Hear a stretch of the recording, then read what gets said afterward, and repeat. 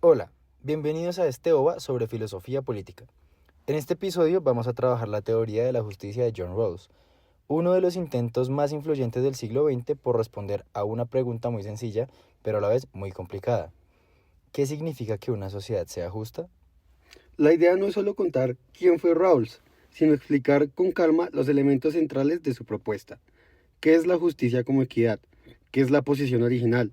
¿Qué es el velo de la ignorancia? ¿Y cuáles son los principios de justicia que él propone para las instituciones de una sociedad democrática? Además, vamos a ver cómo Rawls se ubica frente a otras tradiciones, especialmente el utilitarismo, y por qué él considera que no basta con maximizar la suma total de bienestar, sino que hay que mirar cómo se distribuyen las cargas y los beneficios entre las personas.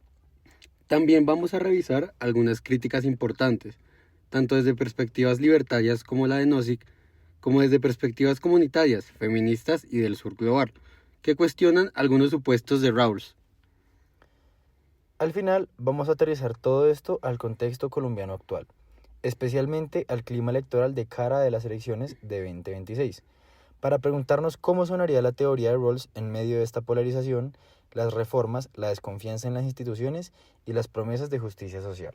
La meta es que al terminar de escuchar este episodio, todos tengamos una comprensión clara de la estructura básica de la teoría de Rawls y puedas usarla como una herramienta para analizar propuestas políticas concretas, más allá de simpatías partidistas.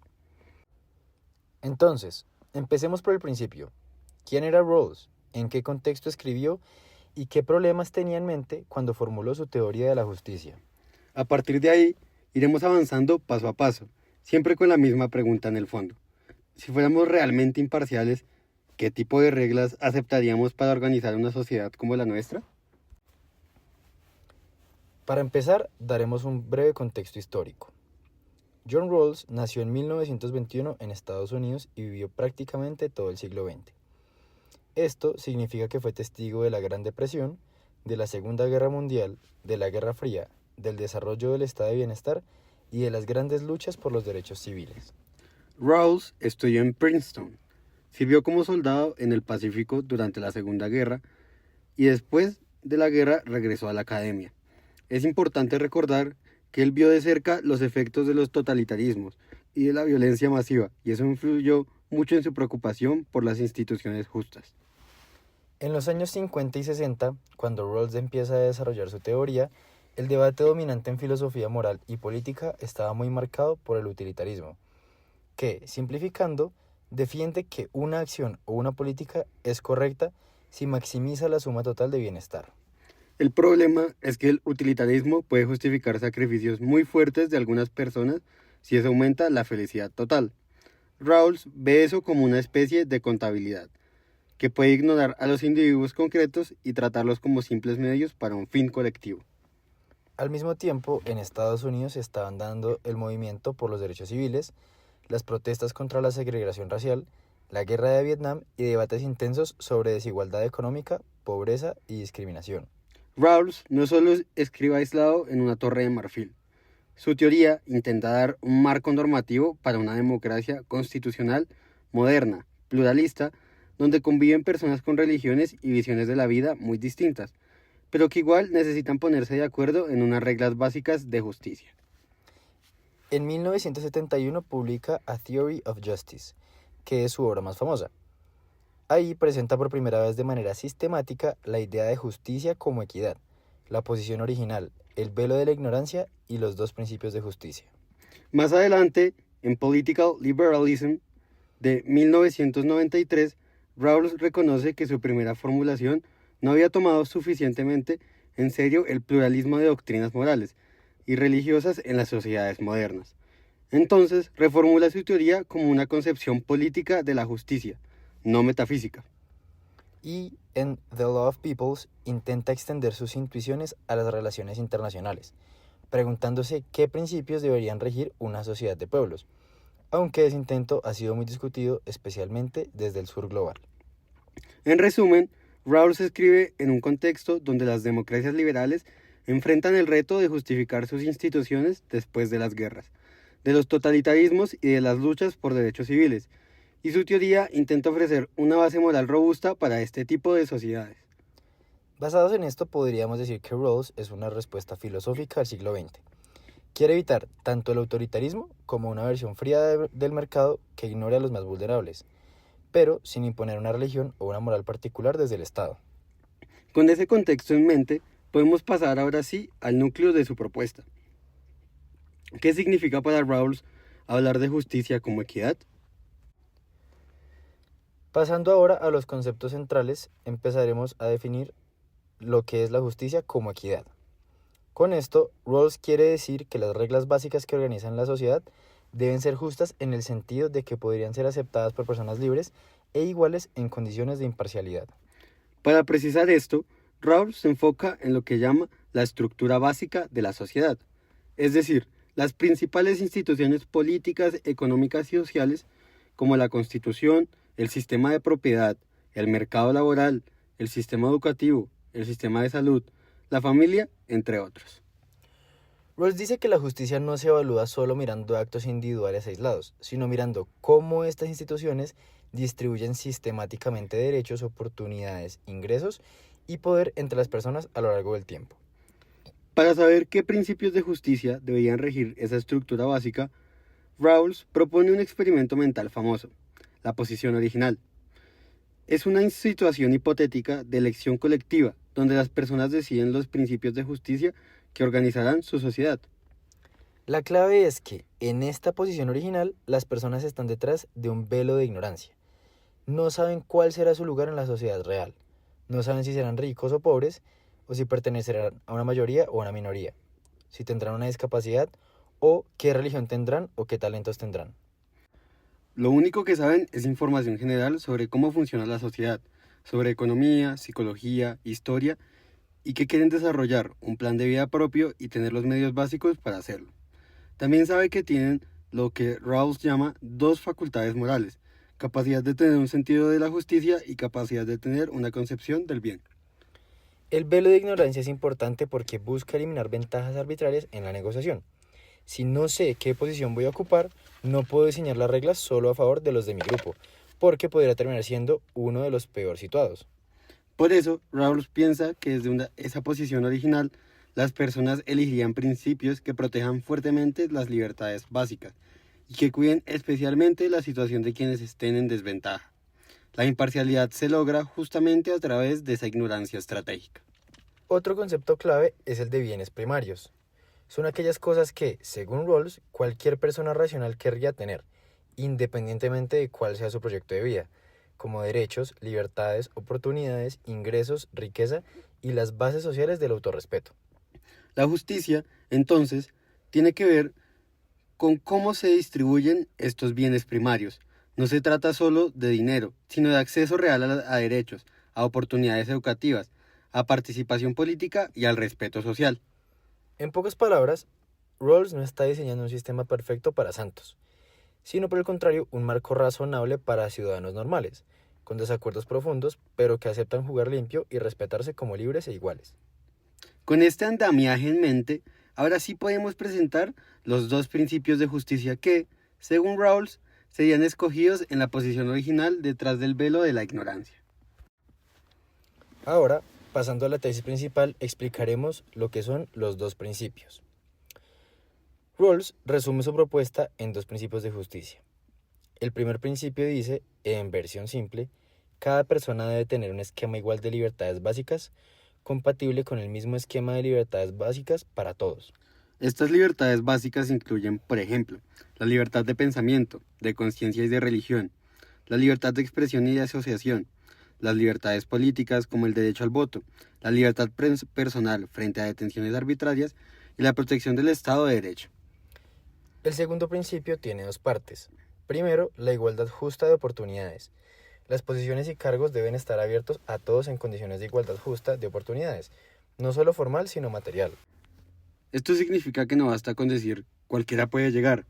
Si en la práctica solo llegan quienes nacen con ciertas ventajas, mejor educación, contactos, patrimonio, redes familiares. Rawls insiste en que se deben corregir las desventajas de origen para que el talento y el esfuerzo pueda realmente contar. La segunda parte del segundo principio es el famoso principio de diferencia. Las desigualdades sociales y económicas son aceptables, pero solo si resultan en el mayor beneficio posible para los miembros peor situados de la sociedad. Es importante subrayar que Rawls no busca una igualdad absoluta de resultados. Acepta que haya desigualdades, pero con una condición fuerte, que esas desigualdades mejoren la situación de quienes están en la base, en comparación con otros arreglos posibles. Además, los principios tienen un orden de prioridad. Primero viene el principio de las libertades básicas. Luego, dentro del segundo, la igualdad justa de oportunidades tiene prioridad sobre el principio de diferencia. No se puede sacrificar una libertad básica alegando que así mejora el ingreso promedio. Esto lo diferencia claramente del utilitarismo. Para Rawls no es aceptable violar derechos fundamentales de una minoría, solo porque ese aumente el bienestar social. Los derechos tienen un peso especial y no son simples fichas en una suma global de felicidad.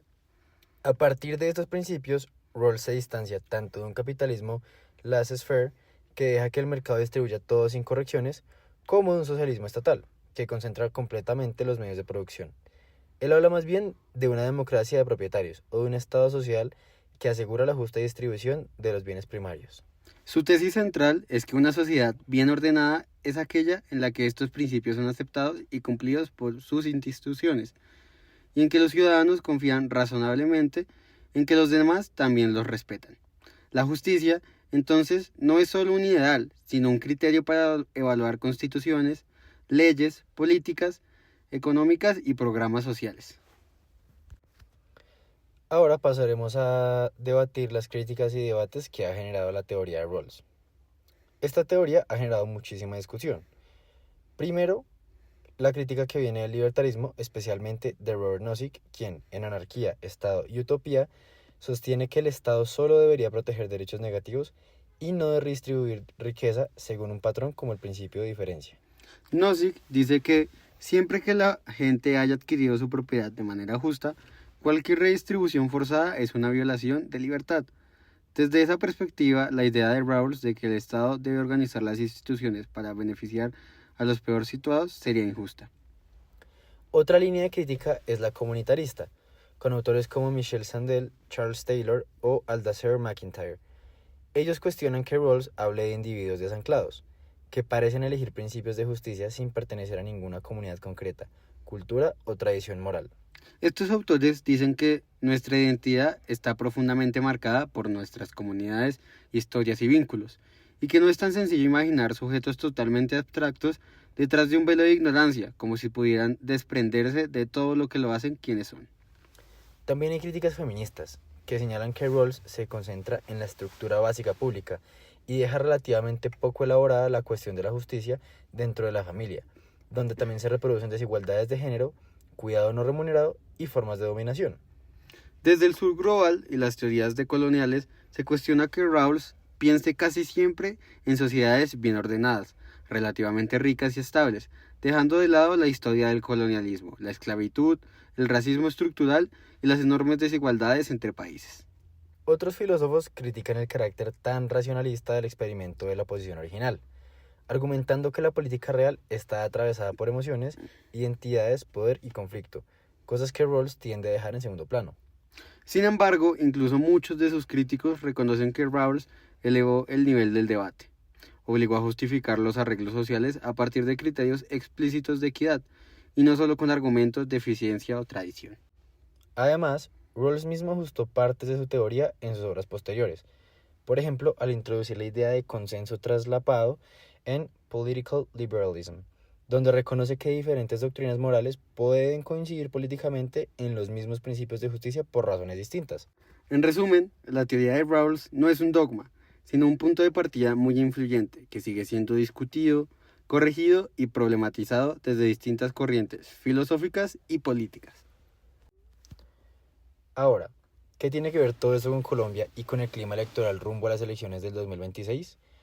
Hoy vivimos una fuerte polarización, debates sobre reformas sociales, desconfianza en las instituciones y una competencia entre proyectos políticos que se presentan como alternativas de justicia o de orden. Si pensamos con Rawls, la pregunta no es solo ¿qué candidato me gusta más?, sino si yo no supiera si voy a nacer en una familia rica o pobre, en la ciudad o en el campo, si voy a ser víctima del conflicto o integrante de una élite económica, ¿qué reglas de juego preferiría para Colombia? Desde la posición original, detrás del velo de ignorancia, tendríamos que evaluar las propuestas sobre impuestos, educación, salud, sistema pensional, seguridad, transición energética y lucha contra la corrupción, pensando en cómo afectan a quienes están peor situados, no solo a mi grupo actual.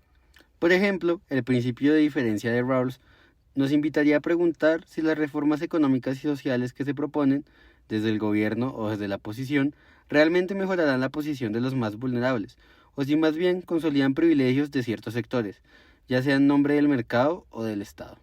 Además, el primer principio de Rawls, el de las libertades básicas, nos ayuda a evaluar el clima de respeto a la oposición, a la prensa, a la protesta, a la independencia judicial y a la observación electoral. Una democracia justa necesita garantías reales para que todas las voces puedan participar en condiciones de libertad y seguridad. El panorama electoral de 2026 muestra múltiples proyectos, continuidades del llamado cambio iniciado con Petro, reagrupamientos de la derecha tradicional, nuevas opciones de centro e iniciativas regionales, todos compitiendo por presentar su visión de justicia social, seguridad y desarrollo. Aquí, Rawls nos da un criterio para no quedarnos solo en la pelea simbólica entre nombres o bandos, como petrismo versus uribismo o centro alternativo, sino para evaluar si cada propuesta respeta libertades básicas, garantiza igualdad justa de oportunidades y orienta las desigualdades a favor de los peor situados. Incluso los escándalos recientes sobre financiación de campañas, uso del poder y relaciones con actores ilegales pueden analizarse a la luz de Rawls. Si las reglas del juego electoral se distorsionan, los ciudadanos ya no pueden confiar en que la estructura básica de la sociedad está organizada de acuerdo con principios que podrían aceptar desde la imparcialidad. Mirar la política colombiana con las gafas de Rawls no nos dice por quién votar, pero sí nos obliga a subir el nivel de la discusión. Nos obliga a preguntarnos si las instituciones que se proponen y las alianzas que se forman ayudan a construir una sociedad donde cualquiera aceptaría nacer sin saber su posición inicial. En ese sentido, la teoría de la justicia y comunidad sigue siendo una herramienta poderosa para pensar en el presente. Nos recuerda que la legitimidad de cualquier gobierno y de cualquier reforma no depende solo de ganar una elección, sino de respetar principios de justicia que podrían ser razonablemente aceptados por ciudadanos libres e iguales.